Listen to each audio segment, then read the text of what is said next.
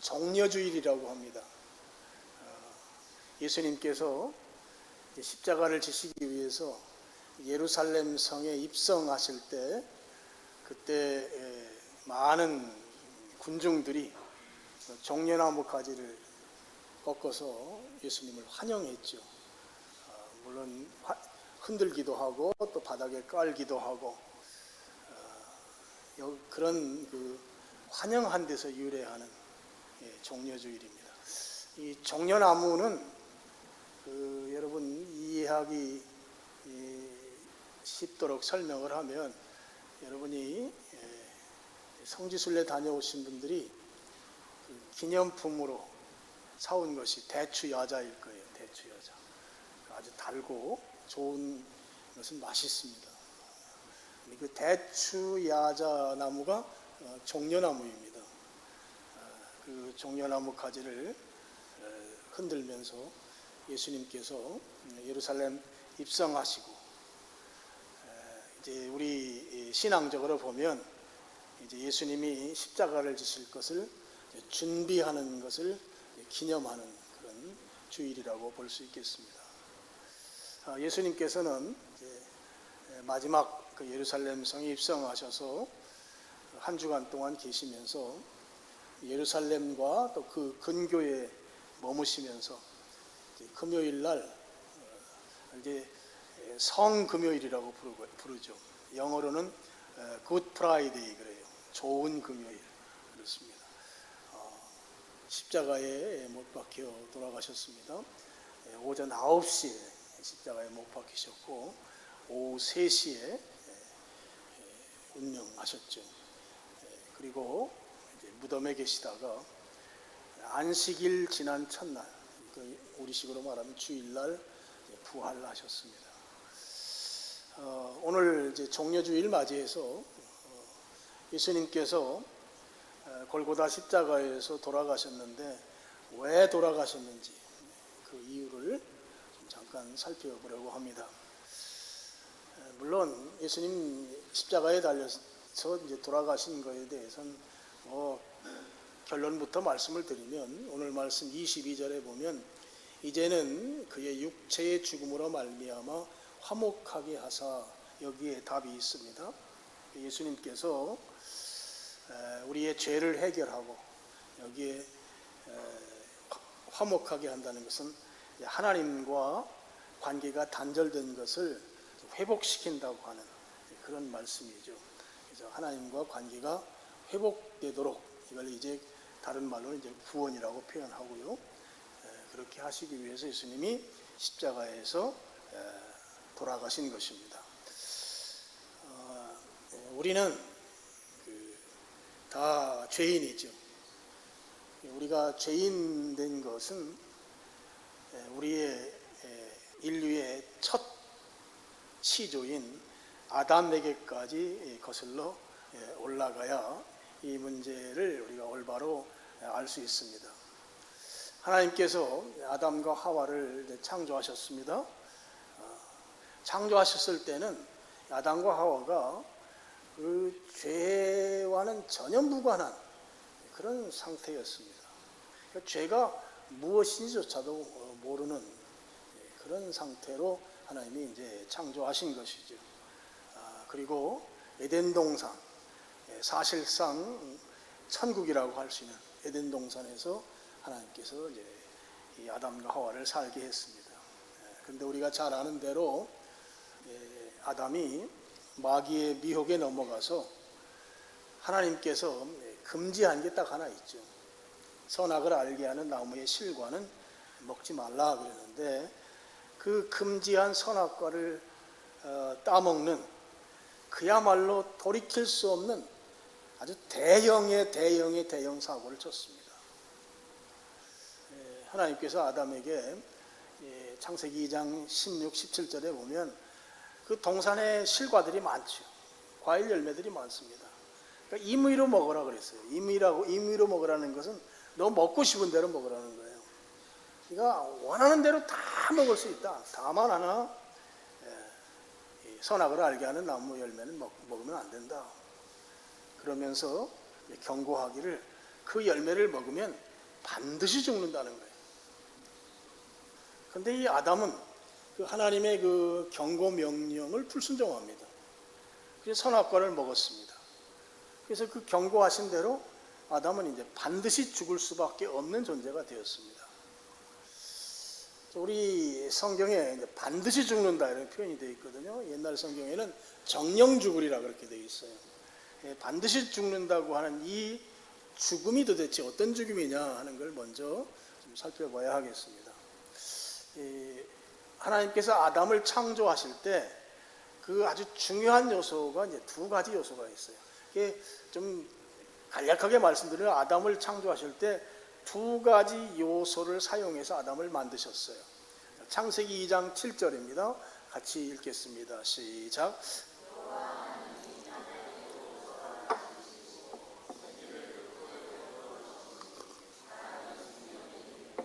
예, 잘하는 말씀이죠. 자, 한 가지 재료는 땅의 흙입니다. 흙으로 우리를 지었습니다. 그리고 또 하나는 하나님께서 생기를 불어넣으셨습니다. 그래서 사람이 생령이 됐다 이렇게 되어 있어요. 이 생령이라는 말은 히브리 말로 네페시라고 하는 말인데요. 쉽게 말씀을 드리면 이 아담이 영적인 존재라는 거예요. 하나님과 교통하는, 하나님과 교제하는 존재다 하는 것이죠. 근데 여기서 우리가 또 한 가지 좀 알아둬야 될 것은 그 인간을 이제 3분설, 세 가지 요소로 되어 있다고 이제 하는 이론과 2분설, 두 가지로 되어 있다는 이론이 크게 두 가지가 있어요. 그럼 이제 2분설, 두 가지로 되어 있다고 하는 것은 그 유대인들의 관점입니다. 유대인들은 사람이 두 가지 요소로 되어 있다고 봐요. 두 가지 요소는 무엇인가 하면 내 눈에 보이는 가시적인 요소와 눈에 보이지 않는 내면적 요소, 이 두 가지 요소로 되어 있다 그럽니다. 이 3분설이라고 하는 것은 이제 신약 성경에 와서 이제 이 헬라어로 되어 있잖아요. 헬라 문화 속에서 이제 이 신약 성경이 쓰였기 때문에 헬라 문화는 이제 3분설이에요. 그래서 인간은 영과 육과 혼으로 되어 있다 하는 것이죠. 그래서 이 3분설의 관점에서 여기 생령이라고 하는 말은 이 바로 혼으로 번역을 하거든요. 그래서 이 하나님과 교통하는 요소가 아니고 모든 동물들이 다 가지고 있는 그런 혼적 요소다 이렇게 말하는 분들이 계신데요. 이거는 조금 이제 성경을 좀 잘못 보는 것이죠. 유대인의 관점으로 볼 때 이 2분설로 보게 되면 이 혼적인 관점으로만 네피시가 쓰인 게 아니고 이제 이 히브리 말로 영이라는 건 루하흐라고 부르거든요.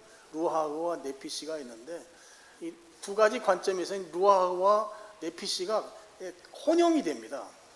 그래서 둘 다 뭐 입김 또는 바람 뭐 이런 뜻이거든요. 그러니까 혼용이 된다는 차원에서 이 창세기에 나오는 이 네피시는 바로 이 하나님과 교통하는 요소로 우리가 그렇게 정리하면 되겠습니다. 그래서 사람은 두 가지 요소로 만들어졌다. 하나는 땅의 흙으로 만들어졌고 이게 보이는 영역이죠. 보이지 않는 영역은 하나님께서 주신 그 생기로 되어서 하나님과 교제할 수 있는 영적 존재로 만들어졌다. 이 두 가지 요소가 인간을 만드는 핵심 요소입니다. 마찬가지로 죽음도 두 가지 측면에서 봐야 합니다. 하나는 이제 육체의 죽음, 육체의 죽음을 창세기 3장에서는 3장 19절에 보면 너는 흙에서 왔기 때문에 흙으로 돌아간다 이렇게 되어 있어요. 이게 바로 육체의 죽음을 말합니다. 원래 우리 몸은 흙에서 왔기 때문에 흙으로 돌아가는 죽음, 이게 육체적 죽음이죠. 그리고 또 한 가지 죽음이 있는 거죠. 바로 영적인 죽음입니다. 영적인 죽음은 하나님께서 주신 이 생기로 하나님과 교통하는 그런 영적 존재였는데 이제 영적 죽음은 더 이상 하나님과 교통이 되지 않는 하나님과 단절된 것을 말합니다. 바꿔 말씀을 드리면 하나님으로부터 버림받는 것, 이게 바로 영적인 죽음이 되는 것이죠. 선악과를 먹고 하나님께서 너는 반드시 죽는다 먹으면, 그렇게 말씀했을 때 이 아담의 이 죽음, 반드시 죽는 죽음이에요. 반드시 죽는 죽음은 이 육체는 흙으로 돌아가고 영은 하나님과 단절되는 것, 이게 바로 반드시 죽는 죽음인 것이죠. 그런데요, 아담이 선악과를 먹는 그 순간에 우리 생각에는 바로 즉사해야 맞을 것 같아요. 워낙 하나님의 경고가 강력하기 때문에. 그런데 바로 즉사하지 않았어요. 아담의 죽음이 일정 기간 유예된 것을 볼 수 있어요.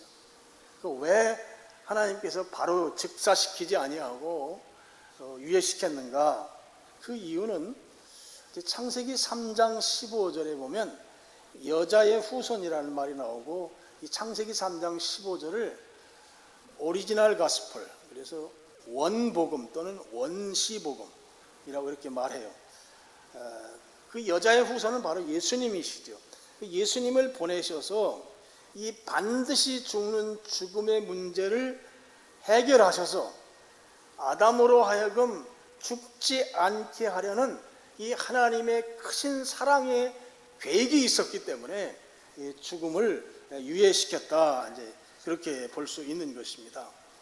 만약에요, 아담이 범죄하자마자 바로 죽었다고 하면 하나님께서 인간을 창조한 창조 목적을 포기하게 되는 것이고, 또 창조 목적이 이 전능하신 하나님이라고 하는 관점에서 보면 실패한 것이 되는 것이죠. 그리고 여기에 덧붙여서 여자의 후손이 이 땅에 와서 구원받을 수 있는 기회, 그 기회가 사라지게 되는 것이죠. 전능하신 하나님이십니다. 전능하신 하나님께서 사람을 만드시고 보시기에 매우 좋았더라 그랬어요. 보시기에 심히 좋았더라 그랬어요. 여러분, 이 좋다고 하는 말이 히브리 말로 토브라고 제가 예전에 말씀드렸잖아요. 이 좋다는 말, 보시기에 좋다는 말은 그 피조물을 만들어 놓고 하나님이 그 피조물의 목적, 피조물을 만든 목적대로 살아갈 때 그걸 보시기에 좋았다고 그렇게 성경을 표현하는 것입니다. 왜 보시기에 좋았던 인간 창조의 목적이 전능하신 하나님의 관점에서 실패하게 되는 것이다. 근데 하나님은 실패할 수가 없는 것이죠. 왜요? 하나님은 전능하신 분이시기 때문에 그렇습니다. 그래서 하나님께서 여자의 후손이라고 표현된 예수님을 이 땅에 보내신 것이죠. 그래서 우리 고린도전서 15장에 보면 이 아담을, 우리 창세기에 나오는 아담을 첫사람 아담이라고 표현하고, 예수님을 마지막 아담, 라스트 아담 이렇게 표현을 해요. 그래서 이 마지막 아담이 오셔서 창조 목적, 보시기에 심히 좋았던 그 목적을 회복시키는 것이죠. 그렇게 하기 위해서는 아담이 반드시 죽어야 되는데, 이 반드시 죽는 것을 예수님이 마지막 아담으로서 반드시 죽어주실 때에만 가능하다는 것입니다. 그래서 예수님께서 반드시 죽으셔야 되거든요. 반드시 죽으시려면 예수님도 몸이 죽으셔야 되고 또 영적으로도 죽으셔야 돼요. 이게 반드시 죽는 거예요. 몸도 죽고 영도 죽는 것이죠. 영은 하나님과 교통하는 것, 교제하는 것인데 교제가 단절되는 거예요. 그래서 예수님께서 몸이 죽기 위해서 아담과 똑같은 몸으로 이 땅에 오셨어요. 그걸 이제 성육신이라고 하죠. 예수님이 이 땅에 오셔서 아담과 똑같은 몸으로 오셔서 그 몸을 입고 계시다가 십자가에서 돌아가신 것입니다. 그러므로 인해서 이 몸이 죽는 일을 예수님께서 십자가의 죽으심으로 해결해 주셨습니다. 그 다음에 예수님이 인간의 몸으로 오신 것으로 끝나는 것이 아니고 영적으로도 죽으셔야 된단 말이에요. 영적으로 죽는 것은 하나님과 단절, 하나님으로부터 버림받는 것입니다. 버림받는다는 말은 음부에 던져진다는 말이에요. 그래서 예수님께서는 영적으로도 죽는 죽음을 경험하셔야 되는 거예요. 이런 마태복음 27장 46절 말씀을 한번 보시죠. 이 영적 죽음에 대한 예수님의 절규입니다.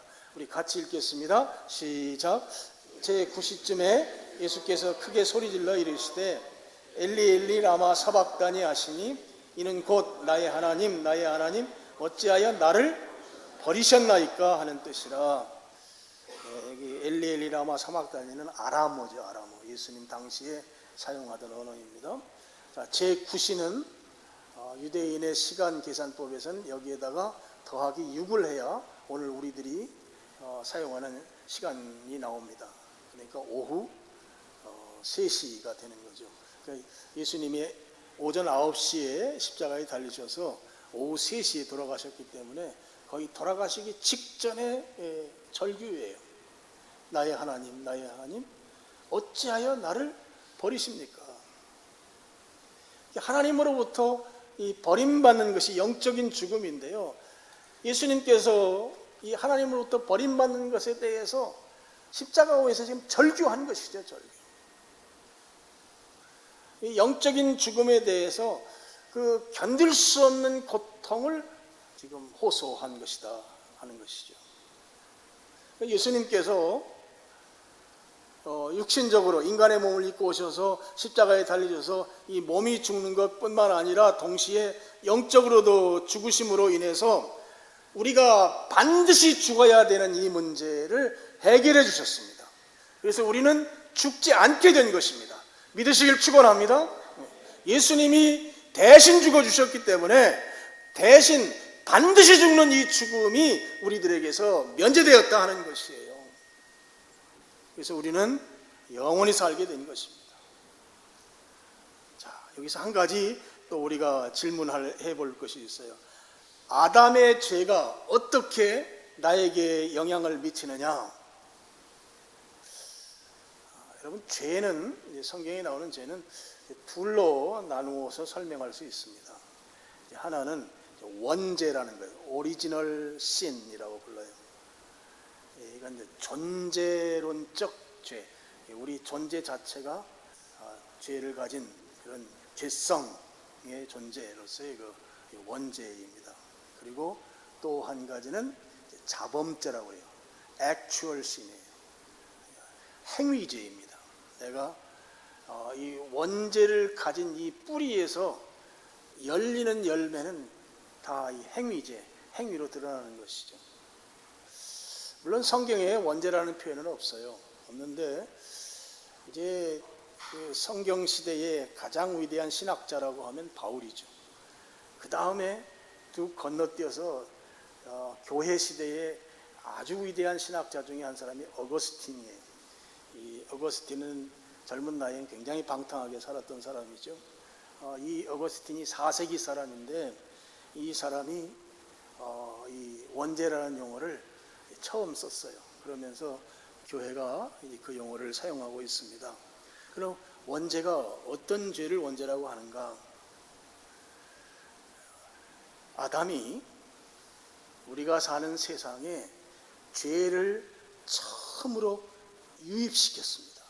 그러니까 죄가 처음으로 유입된 그 유입시킨 죄가 원죄예요. 그럼 죄만 들어왔느냐? 죄가 들어오면서 아담뿐만 아니라 아담의 후손에게까지 모든 사람이 사망에 이르게 되는, 다시 말씀드리면 반드시 죽는 죽음에 이르는 그런 결과를 만든 것이 바로 원죄라는 것이죠. 자, 로마서 5장 12절입니다. 제가 읽으면서 설명하겠습니다. 그러므로 한 사람으로 말미암아 죄가 세상에 들어오고, 한 사람은 바로 아담이죠. 아담으로 말미암아, 그전엔 세상에 죄가 없었어요. 죄가 세상에 들어오게 한 이 죄가 원죄란 말이에요. 그래서 세상에 죄가 들어왔습니다. 죄로 말미암아 사망이 들어왔나니, 구약 성경에는 반드시 죽는 죽음이라고 표현했지만 여기서는 사망으로 용어가 달라졌습니다. 사망이 들어왔나니 이와 같이란 말은 아담으로 말미암아 죄가 들어왔기 때문에 모든 사람이 죄를 지었다. 아담이 죄를 이 세상에 유입시킨 것의 그 결과로 모든 사람이 다 죄를 지은 것이다. 그리고 동시에 죄는 사망을 낳기 때문에 모든 사람에게 사망이 이르렀다. 이게 로마서 5장 12절이죠. 자, 그러면 우리가 이런 질문을 또 할 수밖에 없어요. 자, 아담은 내가 태어나기도 전에 셀 수도 없이 전에 인물이 아담입니다. 근데 그 아담이 지은 죄 때문에 내가 사망해야 한다는 것, 내가 그것 때문에 왜 죽어야 되느냐, 왜 반드시 죽는 죽음이 나에게 일어나야 되는가, 그런 이제 질문이죠. 그래서 이게 참 동의하기가 어렵다 하는 것입니다. 근데 이 부분은 제가 이렇게 설명할 수 있겠습니다. 여러분, 성경에 보면요, 아직 태어나지 않은 후손에 대해서 성경이 아주 독특한 표현을 쓰는데요. 이제 지금 태어나진 않았어요. 그런데 앞으로 태어날 후손들에 대해서 뭐라고 표현하는가 하면 허리에 있다 표현해요. 허리에 있다고 이렇게 표현을 합니다. 한 예를 볼까요? 히브리서 7장 10절입니다. 히브리서 7장 10절 우리 같이 읽겠습니다. 시작.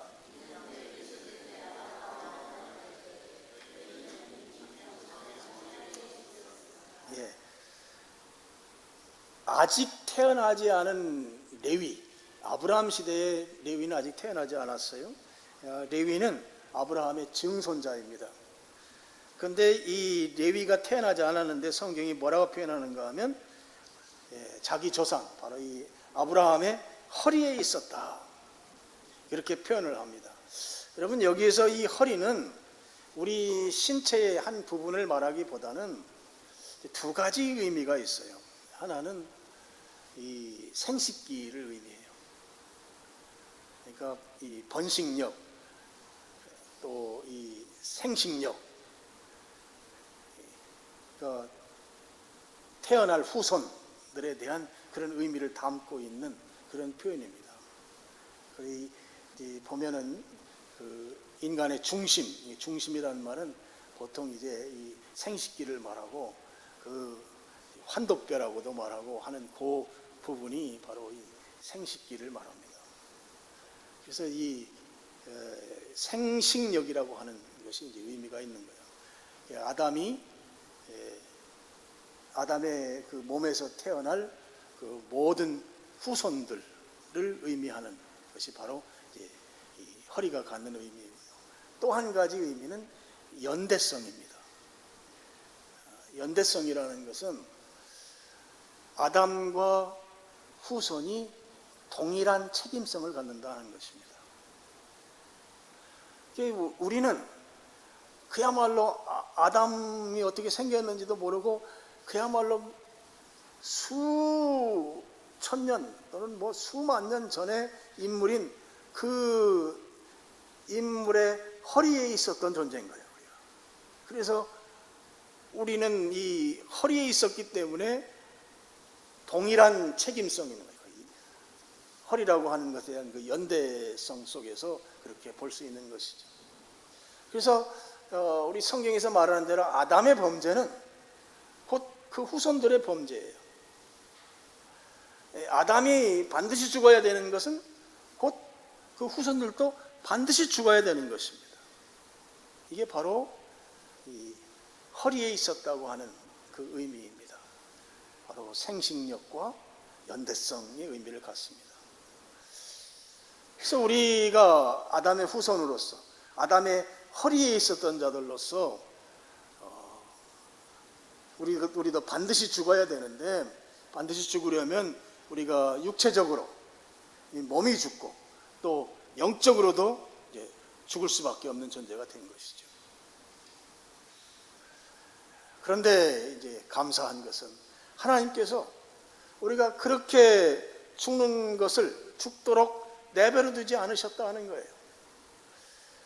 이게 하나님의 그 만극하신 은혜예요.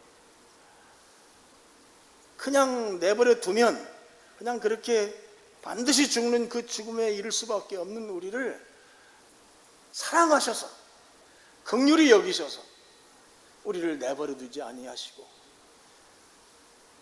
마지막 아담인 예수님을 인간이 되게 하셔서 예수님이 죽게 하시고 또 예수님이 하나님과 교제가 단절되어서 하나님으로부터 버림받는 그런 상황에 처하게 하셔서 예수님이 반드시 죽으심으로 우리는 반드시 살게 되었다 하는 것입니다. 여러분, 이 사실을 믿으시길 축복합니다. 자, 오늘 이제 말씀의 결론입니다. 자, 22절 보시면 이제는 그의 육체의 죽음으로 말미암아 화목하게 하사 너희를 거룩하고 흠없고 책망할 것이 없는 자로 그 앞에 세우고자 하셨으니, 그는 하나님입니다. 하나님 앞에 세우고자 한다. 자, 예수님이 이제 우리가 죽어야 될 죄를 대신해서 죽으셨단 말이죠. 그 죽은 것으로 끝나는 게 아니고 우리를 하나님 앞에 세우신다. 어떻게? 흠없고 거룩하고 책망할 것이 없는 자로 하나님 앞에 우리가 세움받게 됐다 하는 것입니다.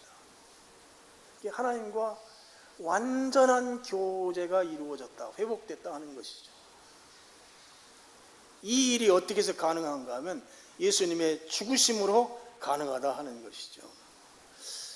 예수님께서 십자가에서 죽으심으로 우리가 하나님 앞에 온전한 자로 설 수 있게 되었다. 하나님과 완전한 교제가 회복되었다 라고 하는 이 사실이 복음인 것입니다. 우리가 기쁘게 받아야 할 복음이라는 것이죠. 예수님께서 죽으심으로 우리의 죄가 해결되고 하나님 앞에 거룩하고 흠없고 책망할 것이 없는 존재로 하나님 앞에 설 수 있게 된 것, 이게 복음이죠. 그래서 23절에 보면 만일 너희가 믿음에 거하고 터 위에 굳게 서서 너희가 들은 바 복음의 소망에서 흔들리지 아니하면 그리하리라 그랬어요. 여러분, 하나님 앞에 우리는 거룩하고 흠없고 책망할 것이 없는 자로 이 세움 받는다고 하는 것이 복음이고, 여기에 우리가 소망을 가지고 믿음을 지켜야 한다는 거죠. 흔들리지 않아야 된다는 것입니다. 오늘 종려주의를 맞이해서 예수님께서 왜 죽으셔야 했는가? 반드시 죽어야 될 우리의 죄를 대신해서 죽어주시고, 그래서 우리가 반드시 살게 되었고, 반드시 사는 것으로 끝나는 것이 아니라 하나님 앞에 온전한 자로 설 수 있게 만들어 주셨다. 그래서 이 복음의 소망을 가지고 흔들리지 말자 하는 거예요. 흔들리지 말자. 믿음을 굳게 지키자 하는 것입니다. 오늘 여러분이 이 믿음 안에서 견고한 신앙으로 성도의 삶을 살아가기를 주님의 이름으로 축원합니다. 기도하겠습니다. 아버지 하나님 감사.